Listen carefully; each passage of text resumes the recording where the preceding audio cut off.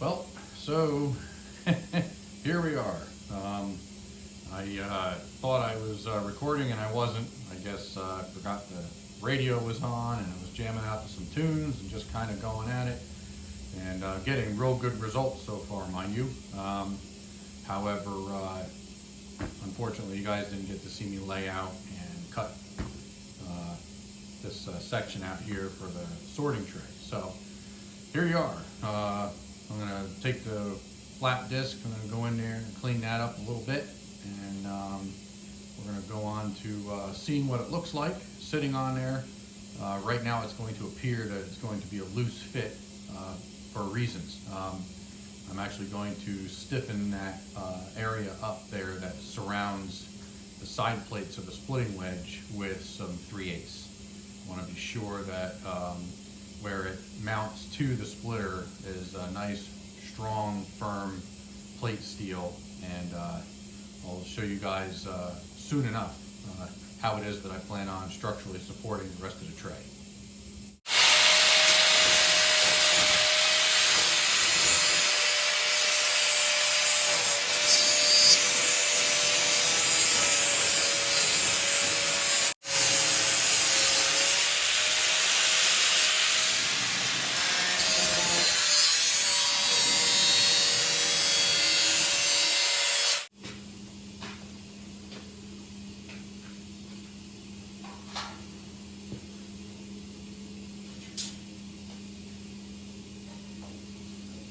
More to grind off on that.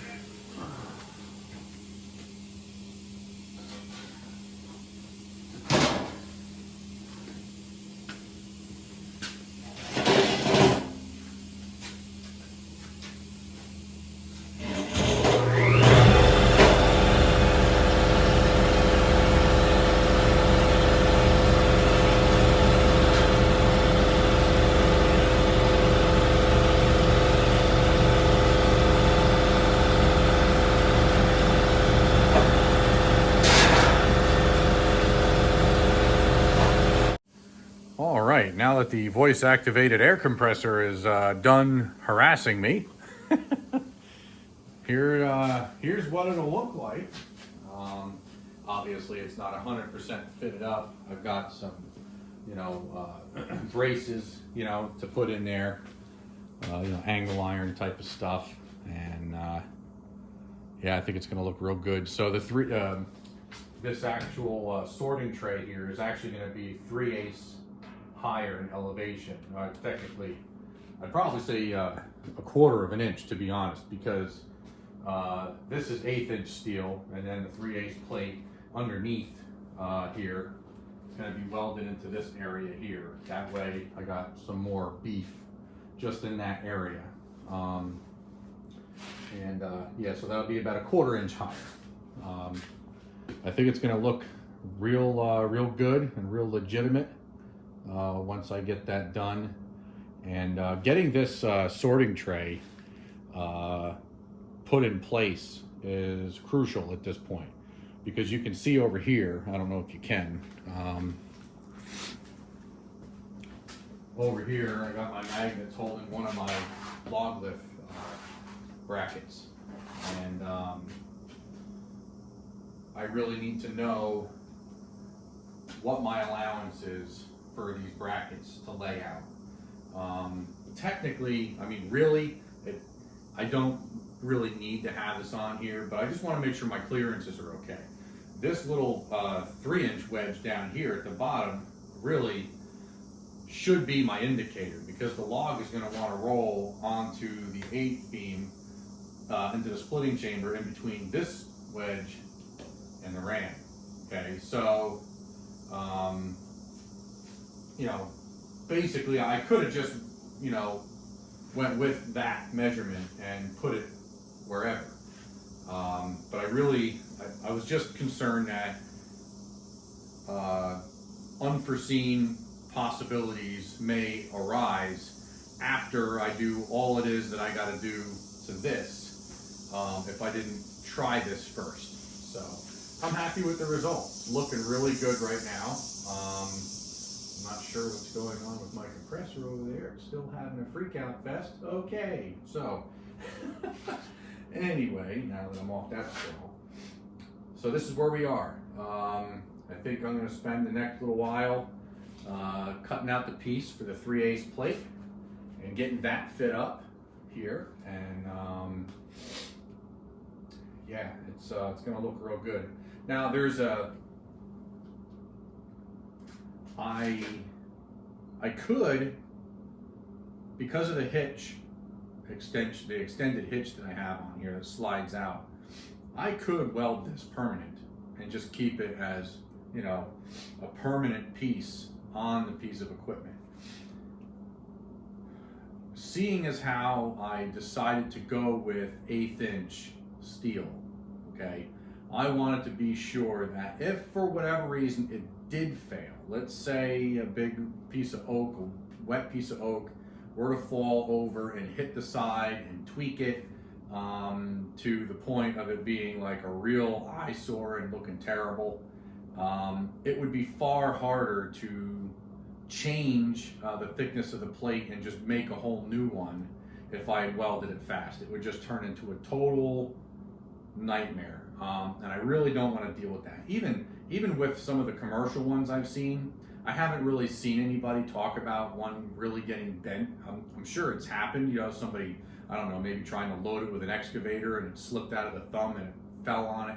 I could see an extreme measure, you know, extreme situation like that bending one of the commercial ones.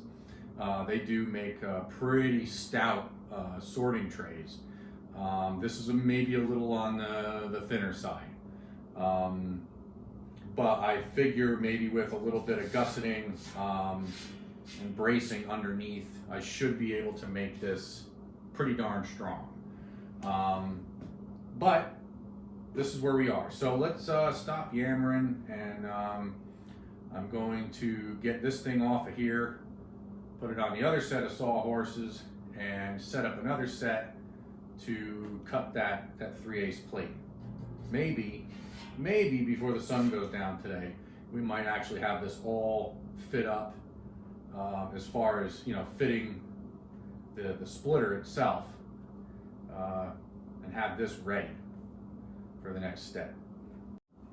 I figured before I get too crazy with starting cutting that 3/8 plate, I'd show you guys this angle. That way you guys didn't feel like I left you out on more angles. So yeah, it's looking pretty good.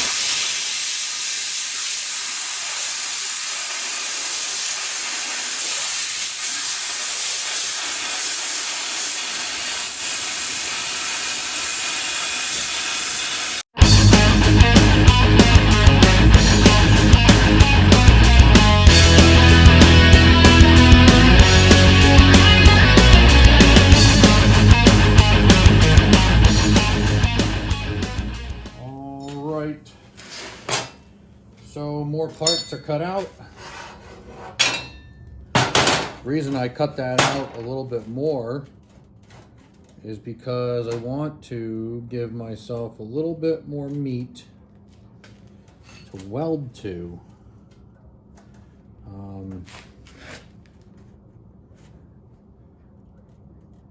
On the top side, I wanted to give myself a little something, a little bit of a ledge to weld to. Still don't have a ton of ledge, but got a little bit there. We've got the lower angle iron, and then we've got the upper angle iron. That's going to be the top side of the sheet metal sandwich. So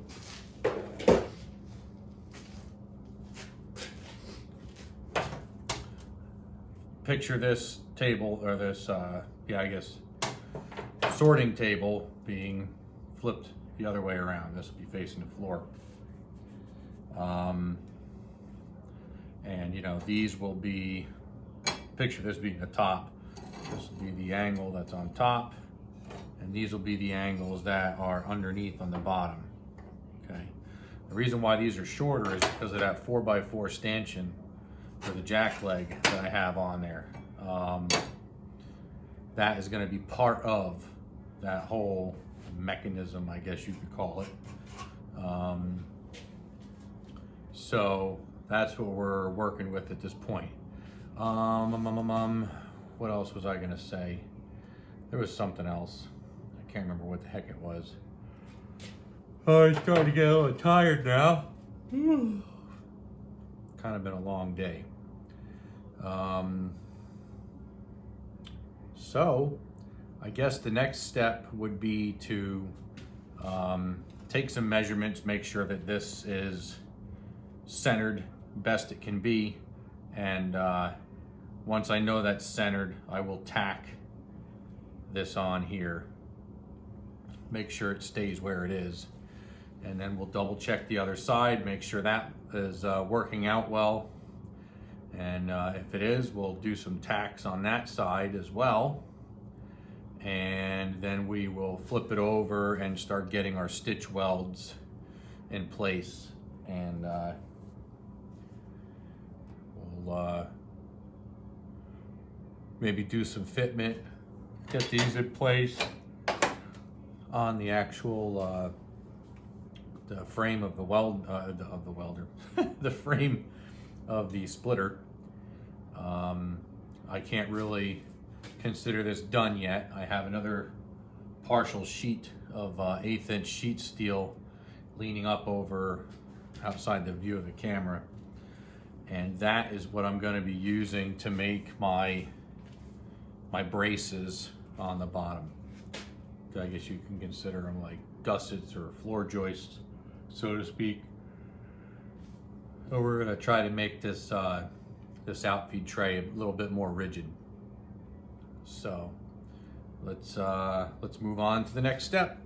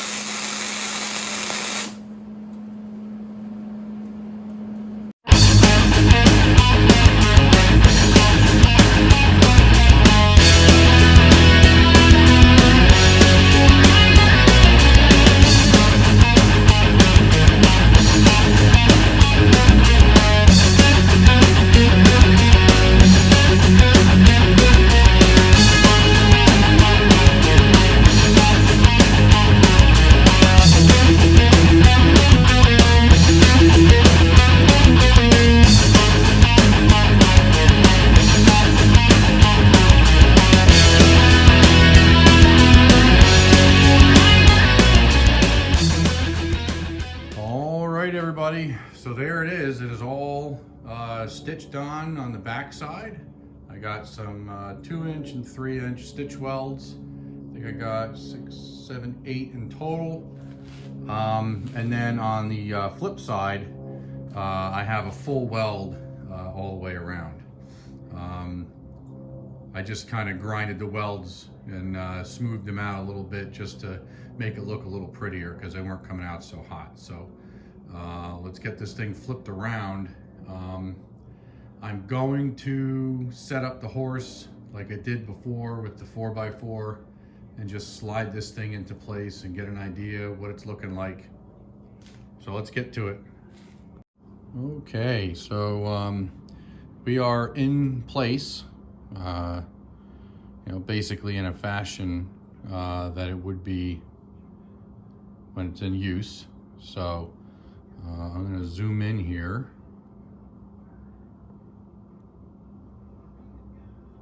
Now, I really wanted to have the fitment a bit tighter, but I've got probably 3/8 to 1/4 of an inch all the way around, or I should say on both left and right side. So I wasn't really wanting to do that, but as I began to start cutting, I realized that maybe a super tight tolerance would probably make this thing a real bear to get in and out of there. It's probably already going to be difficult enough as it is. I just wanted to make sure that I had enough room to jostle this thing around, whether, you know, when putting it in or taking it out, to really be sure that it, you know, it was going to go either direction, in or out. So it's not a super tight fit like I'd liked it to have been. But, you know, being my first time doing this, I don't know really what kind of tolerances work and don't work. So I just kind of went on the more relaxed and lenient side for this part of the application. So yeah, let's get a closer look. I got 2 bolt holes for retainers, and I'll show you those in a second. So we're not looking at this hole. That's the original drainage hole, or I should say debris escape route that Champion thought was a great idea, and then they boxed it all off with a bunch of additional steel for support. And well, if you guys had watched any of the earlier videos when I was cutting this all apart, if anybody's into burning old, wet, musty wood chips, well, there was plenty of them in there to do it, because I found a way to catch them on fire as well. Plasma cutter will do it just fine.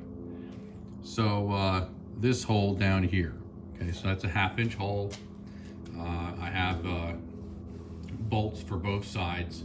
I was going to use a carriage bolt, but seeing that it's not in the path of any of the wood and debris coming off of the splitting wedge, I figured it really wouldn't have made any sense to do that. So I think I'm just going to go ahead and use, you know, just a regular grade 8 hex head bolt. It's not going to make a difference to me, and it doesn't look like it's going to make much of a difference to the splitter either. So that'll work out just fine. It's one less thing I gotta worry about, how to make a square shouldered, I guess, a hole at the top there for the carriage bolt. I mean, typically you could probably just use a cordless impact, get those square corners to kind of dig in, and it probably would have sucked it in anyway.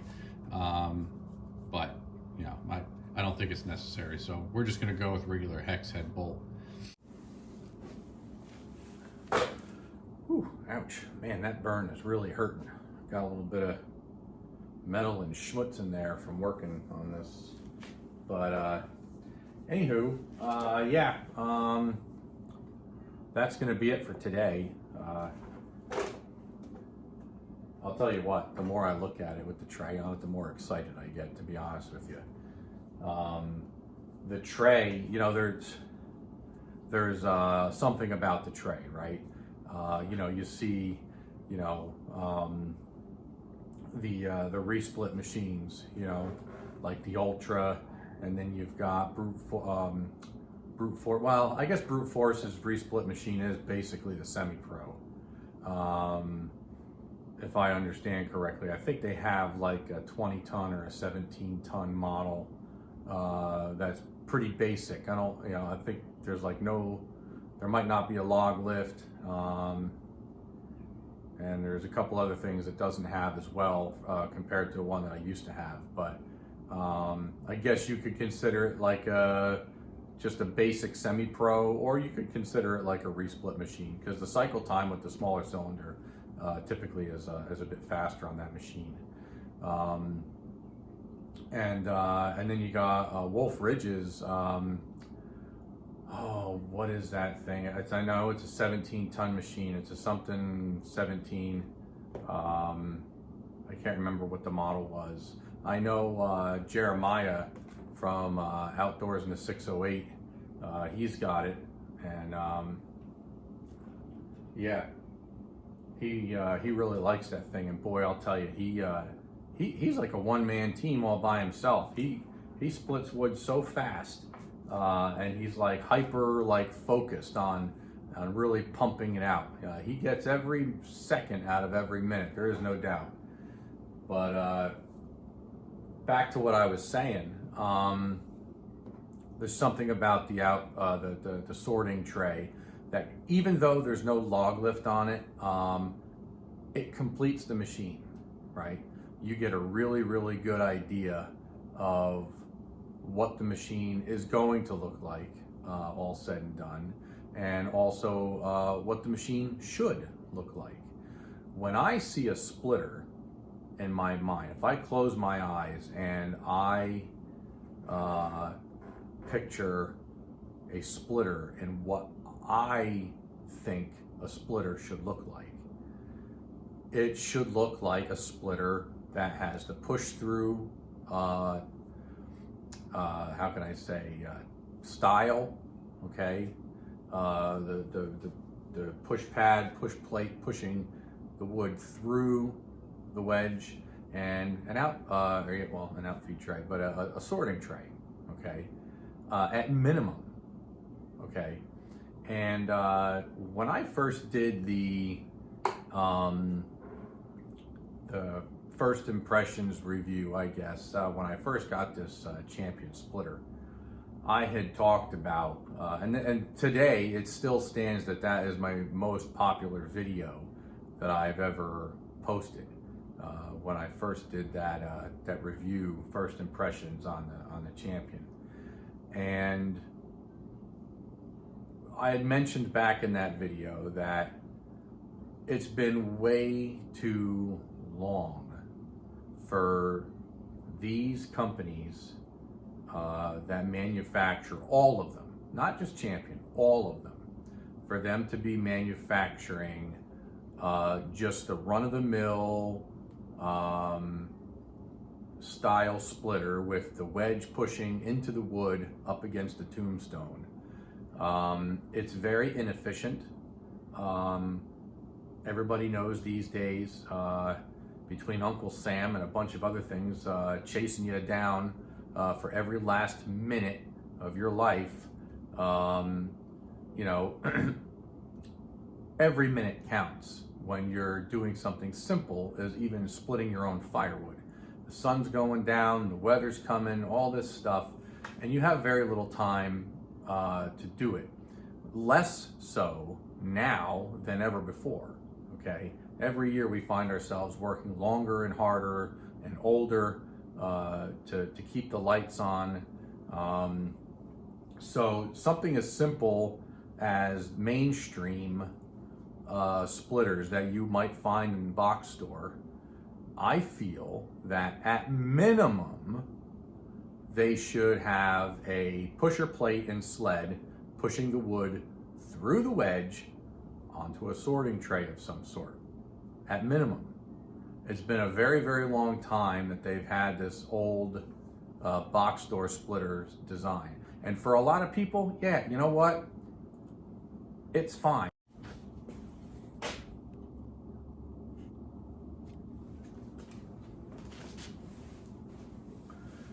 All right, anyway, before I was interrupted by my phone telling me I was out of storage. So what I was saying was, you know, the new standard box door splitter really should be something like this.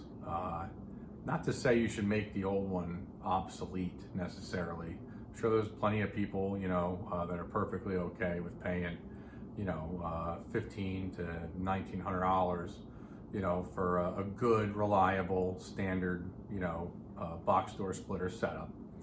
But it's been a very long time since they've done something, you know, like the car manufacturers, for instance. You know, they're always kind of trying to keep things fresh, you know, making changes to keep people buying vehicles. Well, it's kind of similar here, right? It's just been too long since they've made a change to what they consider their standard. And I think this is where it really needs to go. Don't need a log lift necessarily. You don't need a faster cycle time. You don't need auto cycle. You know, all those things. You know what? I mean, really, like auto cycle, faster cycle time, things like that. I mean, those are things that people can change on their own if they wanted to. But the push through design, I feel, is superior by a long shot. And you know, maybe some of these box store these box store splitter manufacturers should really start looking heavily into, you know, kind of changing what their standard box door splitter is. But anywho, before I get to rambling too much longer, I'm gonna wrap this up for tonight, and I'll be probably back here working on this thing tomorrow evening.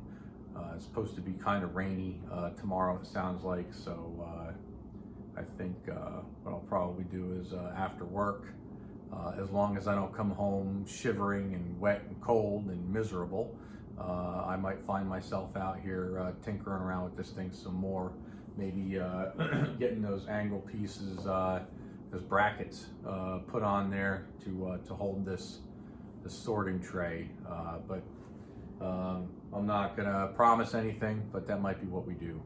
So until tomorrow evening, you guys have yourselves a good night.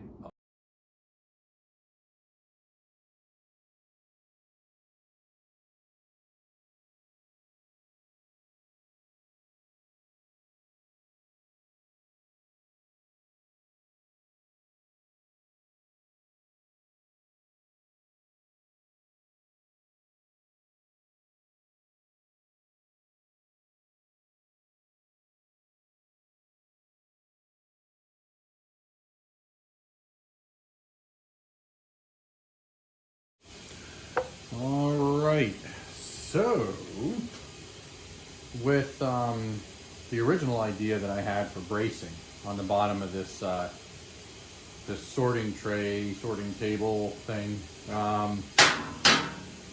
I was gonna go, you know, with partial across here, partial across there, and I was gonna do one or two full braces across here. However, when I had this table in right side up, I'm just kind of using it right now for two things. One, a place to put things, and two, it's easier for me to lay out the bottom if, well, I'm looking at the bottom. So instead of, when I put this tray in, and I took the 4x4 block out of underneath and kind of let everything just kind of sit on the splitter or hold within the splitter the way it's, you know, meant to. You know, there definitely was some sag, I guess, for lack of better words.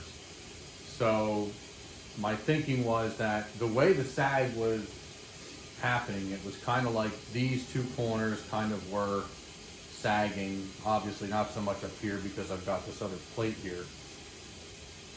And I wasn't really sure that adding more weight here with a gusset was going to support it enough. I mean, if I wanted to use just some regular Agnel iron, I probably could go about it that way, but, well, I complicate everything, and I'm just a pain in the butt that way, I guess. So what I decided to do was this sheet steel that I had bought, my intention is to go diagonally across from corner to corner, okay, and make an X.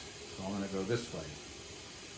And I think I will get more support for the majority of the sorting tray with less material by going that way. I could be wrong. Wouldn't be the first time, that's for sure.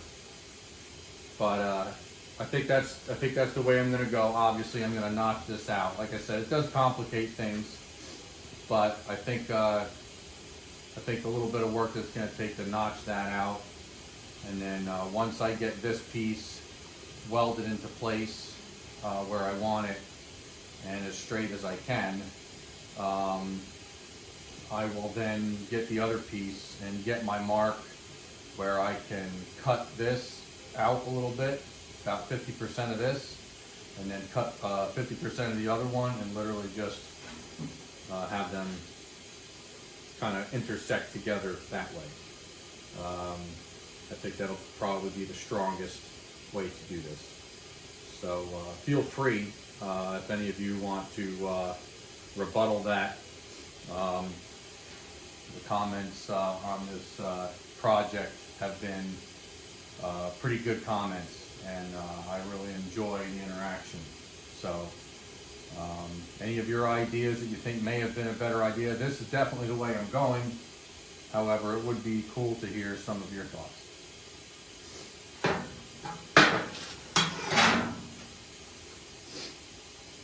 Now, the other thing that I also might do is I might, just for clearance purposes and kind of making it not look, I want to try to be able to, I don't want this full dimension out here, right? So from somewhere where the intersection is, I might come out, maybe 3 or 4 inches and then taper off to about, I don't know, maybe 1.5 inches.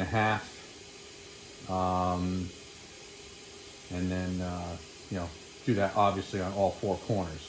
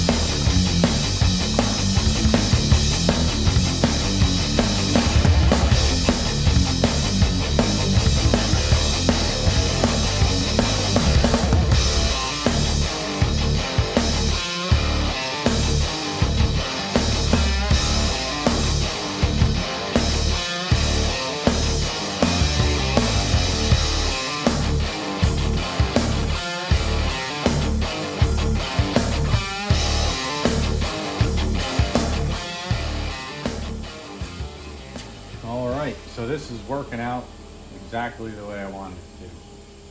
So I got that notched around there, and right here where it's touching, just off of that 3/8 plate, I'm going to start my tacks there. And you can see where it's falling away over on that side and falling away quite a bit more over on this side. So as I start tacking, I'm going to start clamping this. I'm going to start bringing this up to meet the bottom, and I'll be using the brace down here as basically the guidelines as to getting this thing as flat as possible. So yeah, I think this is going to work out pretty good. Hopefully my assessment is accurate. But yeah, we'll see what happens.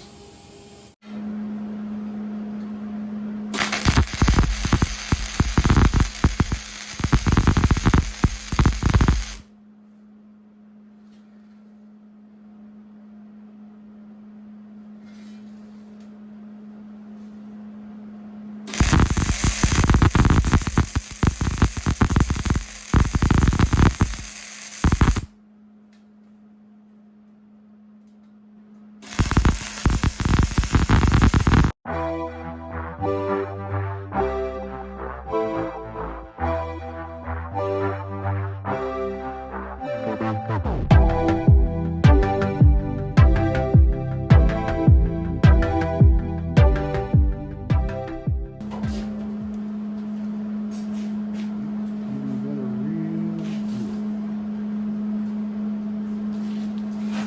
did that make a big difference. Wow. Okay, cool. I like it. So that side pulled. I was hoping that during cool down it was going to pull that way. So it's actually, it did come back a little bit, but not as much as I would have liked. So before I go and commit to tacking or stitch welding that side any further, I have to, what, maybe, I almost wonder, that might be what it is. Let me release some pressure off this jack here. I know you guys can't see what the heck I'm talking about, but, oh yeah, okay, yep, it did what I wanted it to. Cool, all right, crisis averted. So what I was talking about is this brace that I have going across as you're welding, and the side that you usually do the weld or a tack on, it, as it cools, it tends to pull to that side.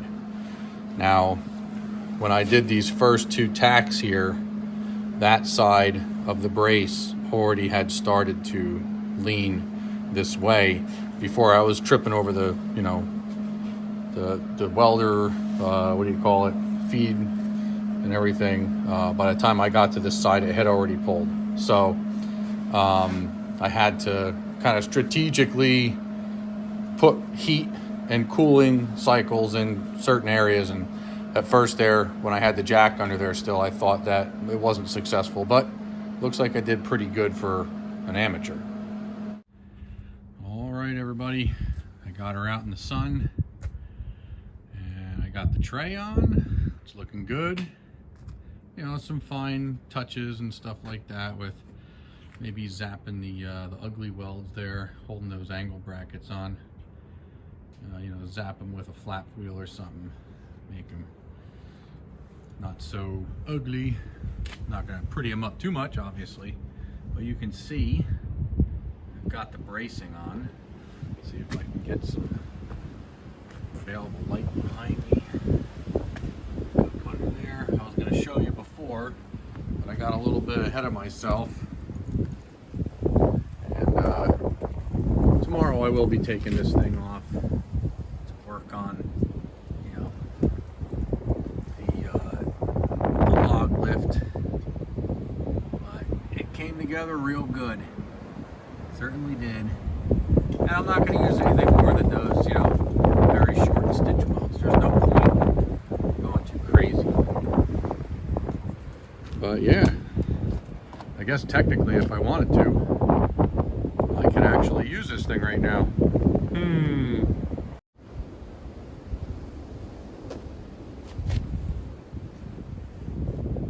All right, everybody, here we are.